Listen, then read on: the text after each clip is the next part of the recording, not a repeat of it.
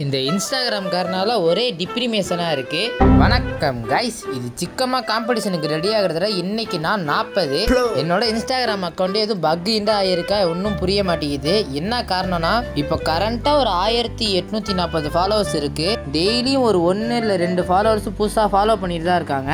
இருந்தாலும் 840 போது போன ஒரு 5 நிமிஷத்துலேயே திருப்பியும் 38 36 அந்த ரேஞ்சுக்கு குறைஞ்சது. திருப்பியும் 40 வருது, திருப்பியும் குறையுது. தானாவே அன்ஃபாலோ ஆயிருதான்னு ஒன்றும் புரிய மாட்டேங்குது. ஒரு 5K ஃபாலோவர்ஸ் போனா பெரிய பெரிய இன்ஃப்ளூயன்சர் கூட கொலா பண்ணி வீடியோ போடலாம்னு சொல்லிட்டு ஒரு ஐடியாவில் இருந்தேன். அது நடக்கணும்னா புதுசாக பார்க்குற எல்லாரும் ஒரு ஃபாலோ பண்ணி வச்சுக்கோங்க. சரி, நம்ம இன்னைக்கு கதைக்கு வருவோம். காலைல எல்லா வேலையும் முடிச்சுட்டு நேற்று நைட்டு சீட் மீல் எடுத்தது மனசு உறுத்திக்கிட்டே இருந்துச்சு. அதோட நீ காலைல சைக்கிளிங் மாதிரி போயிட்டு வரலான்னு சொல்லிட்டு எங்கள் ஊர் பீச் வரைக்கும் போயிருந்தேன். எங்கள் வீட்டிலேருந்து பீச்சுக்கு வெறும் 2 கிலோமீட்டர் தான். அதனால பீச்லேயும் போய் கொஞ்ச நேரம் நடந்துட்டு நல்ல இடமா பார்த்து சிட்டிங்கை போட்டு உக்காந்துட்டேன். ஒரு உட்காந்துருக்கும்போது பக்கத்தில் நண்டு மேய்கிறத பார்த்தோன்னே உடனே நண்டு பிடிக்க ஆரம்பிச்சிட்டேன்.